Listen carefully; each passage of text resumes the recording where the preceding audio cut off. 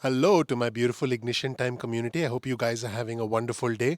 My name is Dr. Nitin Chora with Ignition Time and welcome to my channel. Thank you so much for being a viewer. Thank you so much for being a subscriber. Thanks to you, our channel is growing very rapidly. I want you to know that I appreciate you. We work hard for you every single day. If you don't know anything about me, please check out my video. You'll learn more about who I am, what my journey has been like, and why you should listen to me. And also, if you learn something new from this video, all I ask is your appreciation for my efforts on a Sunday would simply be you gently tapping that like button, you igniting that subscribe button, and you enabling notifications so you get instant updates from our channel going forward. Now, in this video, I'll give you the latest status of the negotiations and I'll break down some of the hype that's taking place on the internet right now. I see that a lot of my viewers and subscribers, a lot of channels have gone bananas saying that saying that the stimulus will happen in the next 48 hours, and I can tell you that there's a lot of false reporting, there's a lot of false hype out there, and I'm here, you come to my channel so I can give you the actual news, the honest truth. So here's the honest truth. House Speaker Pelosi has provided a 48-hour deadline that ends on Tuesday evening, not Monday evening, that ends on Tuesday evening, if the administration wants to have some sort of a stimulus deal before the election. I just want to be very clear about that. This is not a make or break situation for all stimulus, because if you've been seeing the signs and if you've been watching my channel closely, the probability of stimulus, the odds of stimulus are indeed very, very high. The question that is sort of happening right now is, will the stimulus happen before the election or after the election? So that is what we are talking about here. We're not talking about a 48-hour deal for all stimulus. In other words, if it doesn't happen in 48 hours, it's not going to happen. That's the hype that you'll get on other channels. That's the inexperience that you'll get on other channels. What you get on our channel is actual insight, and I break things down and I go deep. So if you're looking for shortcuts, you're not going to get that on this channel.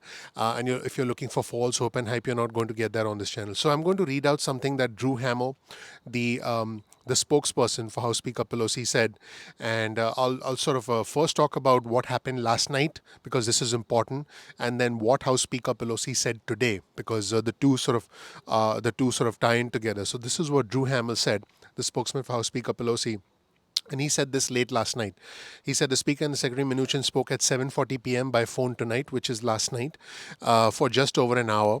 While there was some encouraging news on testing, there remains work to do to ensure there is a comprehensive testing plan that includes contact tracing and additional measures to address the virus's disproportionate impact on communities of color. Now, before you jump to conclusions, let's go over the whole thing, and then I'll break down what is Speaker Pelosi's position, because she actually pointed out some really interesting things about what the administration is doing with the language, which, when I heard it, didn't make any sense to me. So remember, there are two sides to every story.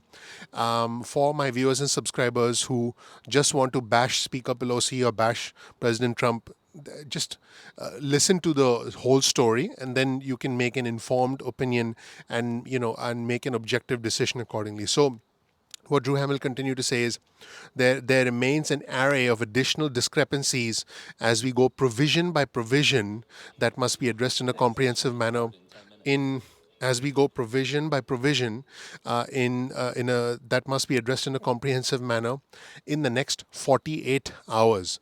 Decisions must be made by the White House in order to demonstrate that the administration is serious about reaching a bipartisan agreement that provides for Americans with the greatest needs during the pandemic. So House Speaker Pelosi's House Speaker Pelosi's team is trying to make sure that those who need help the most need it, according to Drew Hamill, who's Speaker Pelosi's spokesperson. To be completely honest with you, I think that everyone's to blame, not just one side, but.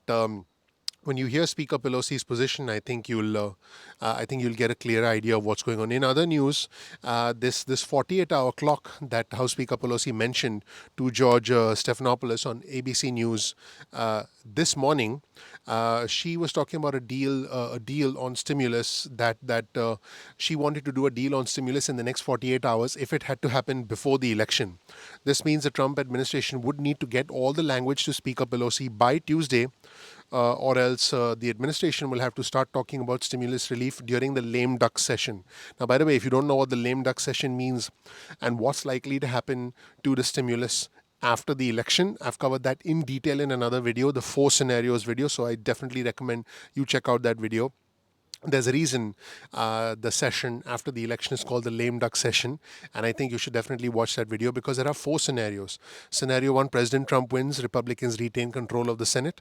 Scenario two, President Trump wins, Republicans lose control of the Senate. Scenario three, former Vice President Joe Biden wins and Republicans retain control of the Senate. Scenario number four, former Vice President Joe Biden wins and Democrats take control of the Senate. Each of these scenarios have an impact on the outcome of the stimulus and an impact on the motivation that President Trump and Senate Majority Leader Mitch McConnell will have to pass large stimulus after the election. So make sure you watch that so you get the full picture, because that's the thing you'll get on our channel. So the Trump administration needs to get the language over to Speaker Pelosi in the next 48 hours. Now, I just want to be clear. Democrats have made it clear they are not pulling out of the talks, and but they recognize that the timing is a challenge. And House Speaker Pelosi, when she was specifically asked, "Hey, are Americans likely to get stimulus before the election?" her words were, "That depends on the administration." And House Speaker Pelosi said that the White House had taken out 55% of the language we had for testing and tracing. And she said that we don't have agreement on the language yet, and for that I remain hopeful. And I just want to remind all my viewers and subscribers, U.S. Treasury Secretary Steven Mnuchin had said earlier in the week that he would accept the Democrats' proposal on testing, and that would not be the cause of the holdup. But it is the cause of the holdup, because the administration has not, I just want to be clear, as transparent as I can be, has not accepted everything that Democrats wanted on testing, which is inconsistent with what Steven Mnuchin said earlier. So I just want to be clear. There seem to be a lot of comments coming out of the administration and comments coming out of Speaker Pelosi, which, when you look at the facts, they don't line up. And I'm here to present you with the facts, and you can make whatever judgment you want on your own. I just want to be clear. House Speaker Pelosi and Steve Mnuchin are expected to speak again tomorrow, Monday, and U.S. Secretary Steve Mnuchin is scheduled to be in the Middle East until Tuesday. Now, obviously, they'll still speak because they have phones. And Senate Majority Leader Mitch McConnell, just so that we're on the same page, did say in a news release yesterday that, I quote, "If Speaker Pelosi ever lets the House reach a bipartisan agreement with the administration, the Senate would, of course, consider it." I thought that was interesting. Although, according to Politico, basically Senate Republicans are not behind the $1.8 trillion bill. I've reported that previously. Senate Majority Leader Mitch McConnell seems to indicate something different now, whether he is implying that he can get a Senate support, which, by the way, is what President Trump has implied, or whether he's just saying that knowing fully well that there'll be no Senate support. We don't know. But we at this point, we were not sure if a deal will even get through the Senate, and remember, we're getting really, really close to the election. And I'll provide you with a link to an article in the description section below, which is an article from Bloomberg that reads, "Pelosi shifts deadline if Trump wants pre-election stimulus." So again, the deadline is Tuesday evening, and the president, essentially has reiterated that he wants to do larger stimulus. Now, House Speaker Pelosi did say a pre-election deal was indeed possible, and her spokesperson Drew Hamill said that at issue is wording on the design of some of the things, like I mentioned earlier in the video. And House Speaker Pelosi specifically in an interview said, "Are we going with it or not? And what is the language?" House Speaker Pelosi said the 48 hours only relates to if we want to get it done before the election, which we do.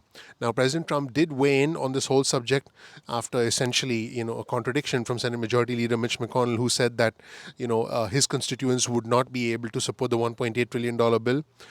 President Trump was speaking to a Wisconsin TV station 24 hours ago, and he said he could exceed the amounts floated so far, and President Trump voiced confidence that he could, I quote, "quickly convince Republicans to back a good deal."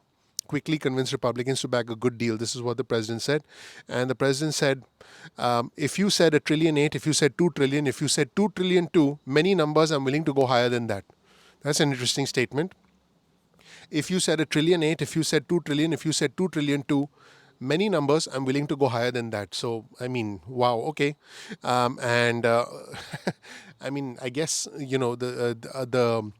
I guess we're seeing an evolving strategy from the administration. But again, the question is, can there A, be a deal, an agreement, and B, can there be a signed bill before the election? And right now, it looks like we'll know in the next 48 hours. And the president said, I quote, "I will take care of that problem in 2 minutes." If there's a deal, he said, of GOP, he said, if there's a deal, then they'll get it done. And like I said, House Speaker Pelosi and Steve Mnuchin spoke for an hour and 15 minutes yesterday. And House Speaker Pelosi did say that, she proposed provisions on testing and tracing, which actually, you can see in the interview that she did. I'll provide you with the link to the interview in the description section below. She said, I'm hopeful. And again, House Speaker Pelosi's spokesperson, Drew Hamill, did make some comments about that. And this is something House Speaker Pelosi also was referring to Senate Majority Leader Mitch McConnell's statement that he wanted to do a narrower bill, a $500 billion bill, and a separate standalone bill to help small businesses, which is actually going to be put on the floor of the Senate this coming week. And this is what Senate Majority Leader Mitch McConnell said. If Speaker Pelosi ever lets the House reach a bipartisan agreement with the administration, listen to the words carefully. If Speaker Pelosi ever lets the House reach a bipartisan agreement with the administration, keep in mind the $1.8 trillion based on current reporting is not bipartisan.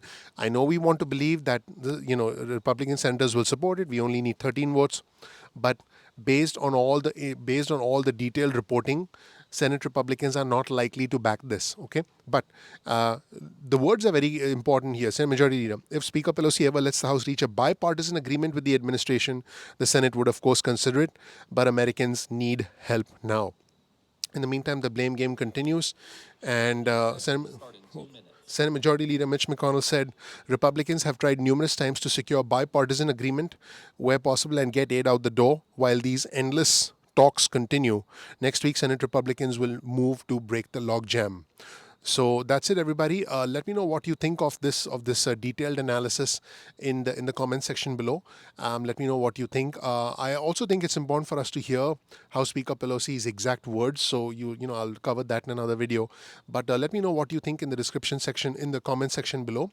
Also, please check out the links in the description section below if you want to research this content further. My name is Dr. Nitin Chhoda with Ignition Time. Your vote of confidence in me and my channel is you simply clicking the like button, you gently tapping that subscribe button, and then you igniting the notifications button. That would be your vote of support for me and all the efforts that go into this channel. My name is Dr. Nitin Chhoda. I really, really appreciate you. I'm looking forward to seeing you in the next episode of Ignition Time. Take care. Bye.